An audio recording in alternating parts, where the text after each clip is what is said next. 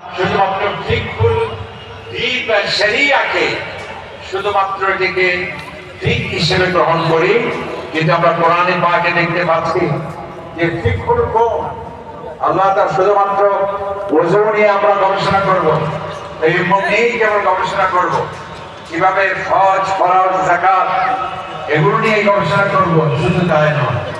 এই মহাবিশ্ব বিশাল এই শ্রেষ্ঠ রাজ্য এগুলো আমাদেরকে গবেষণা করার জন্য আমাদের চক্ষু কান আমাদের জ্ঞান গবেষণা সেদিকেও করতে হবে। আল্লাহ তাআলা কোরআনে পাকে সে কথা বলেছে, ফিল আরদি আয়াতুল লিল মুকিনিন, যে মানুষ এই পৃথিবীর অসংখ্য নিদর্শন এখানে আছে যা তোমার গবেষণা চিন্তা এবং নিদর্শন গ্রহণের অনেক উপযোগ্য এখানে আছে। আল্লাহ তাআলা বলেন, ইন্না ফি খালকিস সামাওয়াতি ওয়াল আরদ ওয়া ইখতিলাফিল লাইলি ওয়ান নাহার, হে মানুষ তুমি গবেষণা করে দেখো রাত কিভাবে হয়, দিন কিভাবে হয়, আবহাওয়ার পরিবর্তন কিভাবে, কোথাও ঠান্ডা কোথাও গরম,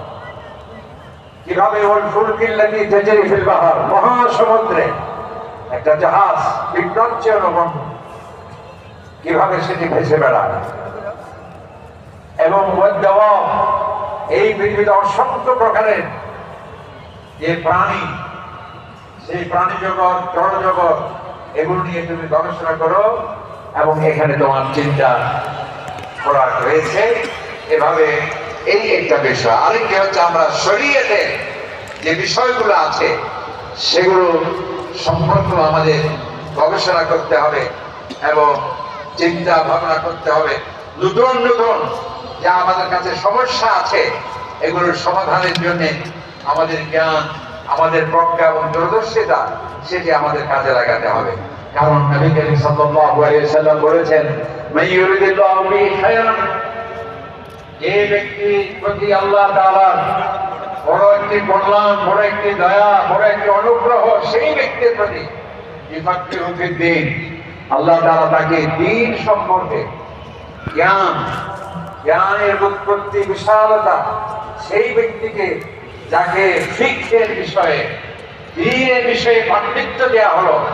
আল্লাহ পাক সুবহানাহু ওয়া তাআলার পক্ষ থেকে, তার প্রতি একটা বড় নেয়ামত দেওয়া হলো। এই যে গবেষণা সেটি অনেকে যে বলে যে আমাদের প্রয়োজন নেই, সেটি সঠিক নয়। কারণ আমরা দেখি যে নবী করিম সাল্লাল্লাহু আলাইহি ওয়াসাল্লাম হযরত মুআয রাদিয়াল্লাহু তাআলা কে ইয়েমেনে যখন